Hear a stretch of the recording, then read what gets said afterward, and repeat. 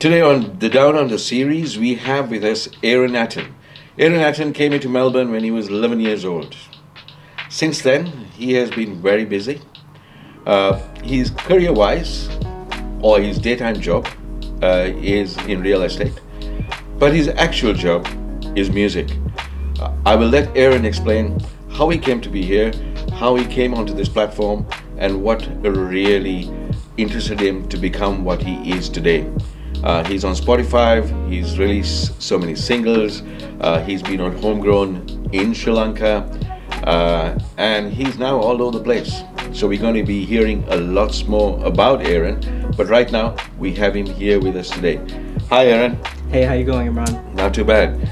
Since I made that introduction, you have so many achievements to your name, and you have so much music that you have put out. Yeah. But what I'd like to do is to give our viewers a bit of an idea of where it all started from. When did you actually come into Australia? Well, as you said, I came to Australia when I was 11 years old, and then I just started doing music at school, just joining the choir, and then just singing generally in the choir and stuff like that, because I just really loved music.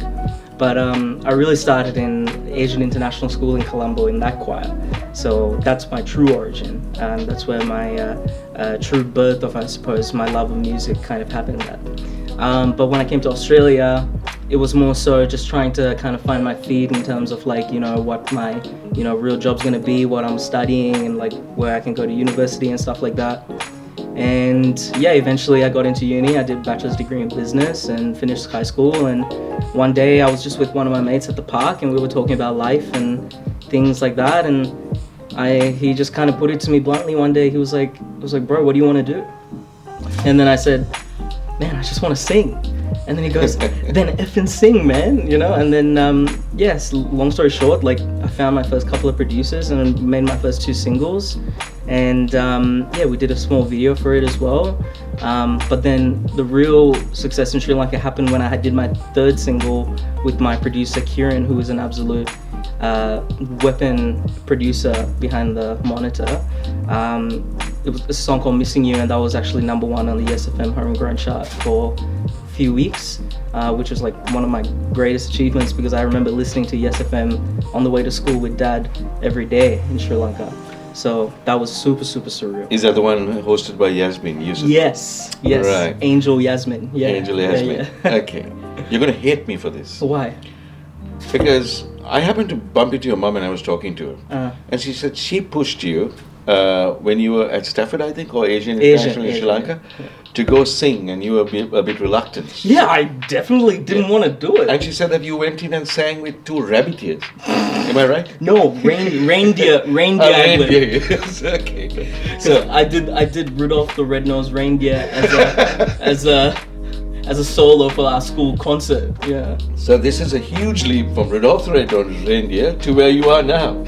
Yeah. Because your music, I've been listening to it, and I've been looking at your album covers, and it's very broody, and it's very, some of it is very dark. Yeah. Yeah. But your last one that I heard when you performed live at the Workers Club in Melbourne, was Demon. Yeah. And I was very impressed. Yeah, I think that's going to go a long way. I'm very proud of Demons. It's definitely a club banger, that's for sure. Very different from all the music I'd released prior to that. When we were making that song, I was just thinking, I would love a song just to have on in the club that would just get everybody, jumping up and down and a bit riled up. And yeah, we did that song literally in about 4 sessions. And literally wonderful photographer Emilio Dumas, he took all the stills for it at Icarus Studios down in southeast of Melbourne.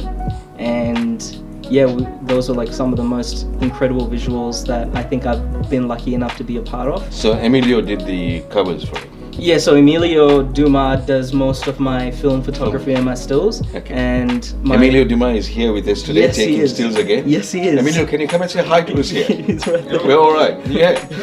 We're all good. Come here and say hi. All part of it. So, that's Emilio. Let us introduce you to Emilio. So he's the gentleman behind the album covers for Aaron. And behind the cameras, we have Kevin Hindle, who's Sri Lankan as well. Kevin Mendes. Sorry, Kevin Mendes. Jesus. Kevin Mendes, what am I saying? Kevin Mendes, he's Sri Lankan as well, and he's the man behind the cameras. So we got Emilio, we got Aaron, we got Kevin, a complete mix. It's my team. It's my team. Yeah, and that is Aaron's crew, as they call it. So his crew is going to get much bigger, I think, as we go along. Yeah, because I don't think I would have been able to do any of the visuals I've done without Kevin or Emilio. I literally, even today, it was literally just one call to Kevin, one call to Emilio, and it was done. Like, I'll meet you there. So you've been friends for a long time. I'd say we've been friends probably for probably half a year now. I would say. So, and we've got so close in that time. So it's beautifully wrapped. Yeah. You're doing the singing. And Kevin is doing the photography, filming, and Emilio is looking after the stills. Yeah. So it's a complete operation. Yeah, Brilliant. it's like it takes a village. Okay, let's get back to your music. So where did you start from? What was the first album that you put out? No, so I haven't put out an album yet. Sorry, it's only singles. been singles. Yeah. First single I put out was like the beginning of, or like towards the end of 2019. I would have had a lot more music out prior to that, but COVID happened, and then it just didn't seem appropriate to release music while there was so much going on in the world in terms of like the pandemic. It just didn't feel right for me to go, I know you're locked inside, but please listen to my music, So took it easy for a little bit, but we were still creating, still making music, and then when it eased down a little bit, we started releasing a little bit more. And yeah, as of right now, I don't have any plans to do an album or an EP, mostly just singles and stuff. But who knows, like one day I might wake up and say, yep, I'm gonna do an album, and that'll be it. So your music is now available on Spotify? Yeah, Spotify, Apple, like basically wherever you get your music from. Yeah. And has it been played over any radio stations here yet?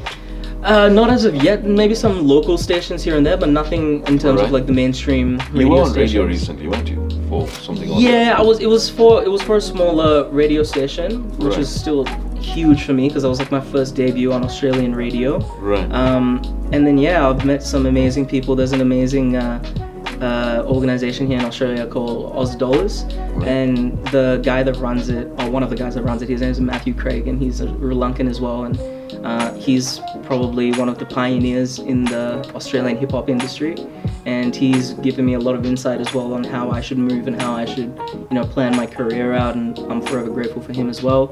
And he actually gave me my first radio play for Demons as well. So, all right. And that was just, that was incredible. I was quite impressed by Demons. It has so much potential to go places. Thanks, thank you. The other thing that I noticed on Spotify when I went and looked you up was it described your music as R&B, pop, and disco. Yeah. Well, what is it really? Because the genres that you have, I think it's hard. I think, I'd like to think my genre is R&B and disco. I lean more towards the disco side just because I love, Bee Gees, Prince, and all those guys. But it's weird because whenever I have to upload my music, I always have to say what genre is this song, and I never really know. Oh well, obviously I know, but I always have to take a few minutes to understand okay, what actually is this genre? Because we'll make a disco track that sounds R&B, and we'll make a house song that sounds disco, and it's what really is this? So what you're basically saying is you don't want to categorize it? No, just listen to it and love it. Yeah. If it sounds good and it feels good, I'm not gonna complain. I don't think even if you ask Miles Davis how does your trumpet sound, I don't think he could tell you. You know what I mean? He just says True enough. It sounds the same. But I like to be. I love all genres of music, and I think if I had to definitely select one category, it would probably be R&B. Do you write your own music? I write all my music. Yeah. You write all the music. All my music. Yeah. So it's actually you're putting a bit of soul into your soul into that. Yeah. Are you always so broody or always so? Because your personality is one of you're laughing all the time, you're joking all the time. Yeah, I don't know. I just but your music is Yeah. I mean, I like that stuff. I just like certain aesthetics, and I love studying film, and I love studying music, and I love, looking at the way people go about their art in terms of like, painters and like sculptors and stuff like that, because I feel like a lot of it is kind of similar to like what we do in the studio, Kieran and I, making music and stuff like because that. when I read some of the titles, I've heard the songs, but some of them I haven't, to be very honest. But when I read the titles, it says "I Miss You," it says "Demons," it says, okay, so what are you doing? Are you putting a bit of your love life into this? Are you putting a bit of your feelings into this? Yeah, I'm just putting I'm putting all I my Miss You is lady somewhere who you miss, or... I like keeping it open-ended and not explaining it too specifically, but obviously like, I have to experience things to write about it. You're avoiding the question now. I'm giving you a bit of... No, but I'm just saying, like, okay. Yeah, obviously, I always draw from personal experience, whether it was a year ago or 10 years ago. As of recently as well, I've been putting myself in the perspective of other people in my life and what they're going through. And I kind of write from their perspective as well. So yeah, like I honestly, Imran, like inspiration and lyrics, they just come to me just generally. I could be just driving one day and like a line will come into my head. I'm like, oh, that sounds pretty cool. Let me just pull over and write that down. So yeah. Some years back, you took a break from music. I remember this. And you weren't singing, and then I happened to bump into you, and I was doing a show here in Melbourne. I think it was called the Red Carpet Affair. Yeah. And I asked you whether you would sing for me, and you very kindly agreed to. And you came and rehearsed with the band. I think the band's name, the band was Flame at that time, that came in. And you chose a song which is completely out of your normal genre. But yes, given that the event itself... Do you remember the song? Is songs like that. Frankie Valli, wasn't it? And My Eyes Adored You. My Eyes Adored You. Yeah. What made you choose My Eyes Adored You? Because I love the song. You told me select something for the audience that was attending. Not to give anything away, but no, I love Frankie Valli. Frankie Valli is one of my greatest inspirations. I think Jersey Boys is one of the greatest musicals to have come out in the last 10 years. Yeah, I went and saw it myself. Yeah, I've seen it about 4 or 5 times. Yeah. Not 5 times, more like 3-4 times. But like, yeah, I think Frankie Valli is just voice of a generation.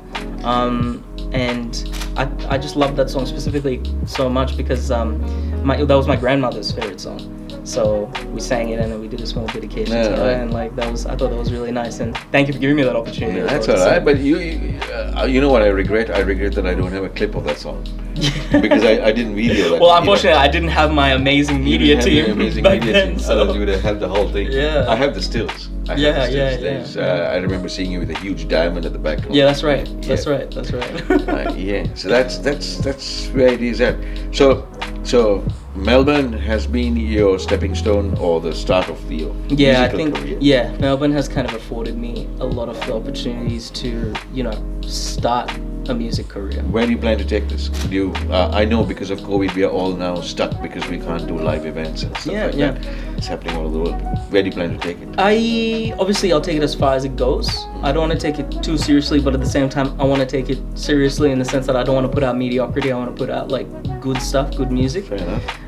But at the same time it's a very slim chance that most people ever make it, and I'm honestly doing this for my own personal happiness, because I don't want to like live the rest of my life and think back when I'm in my 50s, oh what if, that'd be the worst ever feeling. So that's why I'm doing most of this stuff now, Imran. So who knows, I might put out another 4 more singles and an album and call it a day, or I might go viral one day and then next thing you know it's like sign me up here and but haven't you been gradually as a recording artist, because of course for the last 2 years or 2.5 years COVID has virtually extinguished all hopes of doing live shows or getting onto a concert track. But at the end of the day, as a recording artist, you'll be putting out quite a lot of content. Yeah, just to get my catalog a bit thicker, you know what I mean? So it's one thing to be a recording artist and only have 2 songs out, you know what I mean? And people have been listening, people have been coming on. Yeah. So COVID can't go on forever, hopefully. Hopefully not. Hopefully not. And once it starts settling down and once hopefully the vaccinations and all that take place, and the venues start opening up again, are you planning on doing live shows? Oh yeah, for sure, for sure. I might have something coming up soon, fingers crossed. Yeah. But no, I really would love to do a show with all my artist friends that I've met like these last couple of months, and just get every one of my people that I think are just super talented on one bill. One bill. Yeah, and then just have it go for like the whole night or the whole day, and hopefully one day I'll get around to doing that. I've got a lot of projects right now that I'm working on, but yeah, like that's definitely in the books one day to do an awesome live. Where do you find the time? Between the hours of 5 p.m. and 2 a.m. I find the time. Because you work. I work. You're in real estate as Yeah. well, and then you do music. You write your own music, and then you think of video and all that. Yeah. No, so it's. I know you got all these lovely professionals around you who have it's a superb support structure, but at the end of the day, you got to have time to think, to record, obviously. Move. Yeah, and it's not even just like time; it's also just having it at the right time to record, because you don't want to force yourself to record anything and force creativity, because forced creativity isn't good. That being said, obviously the day job pays the bills and pays the studio time, so I'm not complaining there. But I just generally, honestly, it's either you get sleep or no sleep. That's it. Actually, as we were saying before we began recording this little chat that we are having, once you become a star, hopefully you won't forget us and your support crew as well. Yeah. And if I don't become a star, don't forget me as well, please. You need to pull me out of the gutter one day, So are you planning on performing in Sri Lanka at any time? If they'll have me. Yeah. Absolutely. If they'll have me. On the homegrown, where did you rank? Where did you go up to? I was at 1. I went to number 1. So you were number 1 on homegrown? With my third single, I was number 1 for Super. 4 weeks. Yeah, and it was crazy. Really? Yeah, I'd never.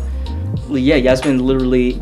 She pranked me. She was like, she called me and she's like, "Oh, Aaron, we found a copyright in your song and we can't do it." I was like, "What? What do you mean?" And she goes, "No, I'm joking, Aaron. You're actually number 1 this week on ESFM." I was like, "Oh, that's nice." It's such a crazy range of emotions. Yeah. I don't know why she does that, but like, no, it was so amazing. It was so amazing. I'm very grateful, and I was very humbled to be that number 1, because like all the artists that were there, like middle class rich kids and Lakshan, like just to name a few amazing artists in Sri Lanka, to be number 1 was just insane. And it also gave me a lot of confidence to keep going and to keep doing it. So I reckon if that didn't happen, I don't think I would be. And it would have felt good to be number 1 in the country of your origin. Yeah, that felt nice. That's nice. But yeah, So have you given it Demons as well? Yeah. Have you sent it across? Yeah. How's that doing? It was doing okay. I don't think it charted. I don't think many people in Lanka were into it that much as people in Australia were. But yeah, I think I'm planning on doing like a video for a few other songs, and Demons will probably definitely be one of the songs that I do a video for sure. Listening to it, I've been telling you actually, do Demons as a video, because Demons has the feel, has everything on it. Demons is cool, and like the last song I released, Another Day, I thought was really cool as well to do a video for. Nice. But yeah, no, hopefully soon. Are you going back to the Frankie Valley genre as well? Well, I think the Frankie Valley genre is my base. So like I just come back to that and then bounce off something that happens. Yeah, for sure. Yeah, because haven't you noticed retro actually works? Retro works because it's timeless. Like you put on Staying Alive in the Club Today by the Bee Gees, or Give Me a Man After Midnight by ABBA, and everyone goes crazy. And those songs are now coming up on 60, 70 years old. Who is your audience? What kind of where would you put them in an age category, or not an age, but I don't know. Yeah. I suppose people that just listen to my music. I make music that I like listening to, I suppose. So I don't make music because he likes it or she likes it. I like it because I put out music because I genuinely love it. And if people like it, fantastic, amazing. And if they don't like it, then so be it. So, other than music, other than your real estate forays into the real world of real estate, what else? what else is there? I have no time to do anything else. Between selling a house and recording a song, you know, there's no time, Imran. There's no time. Yeah, I suppose the only time I do make will probably be to hang out with you and have some drinks with you. That's it. All right. So you are now planning on taking this. So I suppose you're waiting for COVID to finish, or at least for a die new down a normal little to bit. die down Yeah, for it yeah. to move in. Correct. And then you plan to record. Yeah. Have you ever thought of collaborating with any Sri Lankan artists? out Oh there? yes, many times. I'm in contact with a few actually. Really? Yeah. So, Anyone in particular? I mean, I don't want to put any names out or anything, Okay. but I mean, some really amazing artists. Like, if you ever see me put out a song with a Sri Lankan artist, just know that Yeah. it's going to be amazing. And that person is somebody that I value very highly. Nice. And yeah, I hope one day to do an entire like EP with just Sri Lankan artists and producers and, you know, guitarists, drummers, everything. And yeah, I'm really hoping to do that soon. The thing is, all of them are in Sri Lanka. Yeah. You know, so yeah, I can't wait to just go back to Sri Lanka first and foremost, and then meet Yeah. everyone, and you know, then start making things. I suppose once travel opens up, everything else will open. Exactly right. So, Brilliant. Anyway, Aaron, it's been lovely talking to you. thank you so much for having Thank you me. for joining us. Thank you. And yeah, if you have anything to say to viewers on Hi, please go ahead and say it. Yeah, sure. Yeah, Yeah. because this is our Down Under series, and we've been putting out people who have achieved something here in Melbourne, and it's nice to see somebody from Sri Lanka who's come in here and made good, not only in real estate but in music, which is actually my first love. Thank you so much. Yeah, no, so music is my first love, and music coming out soon. I hope you listen to it. I hope you like it. And yeah, if you even took the time to listen to my music once, if you listen to it every day, can't thank you enough. You're fueling my dream. And I love you guys, and I hope to be back on the island soon. Thank you, Aaron. Thank you for being with us.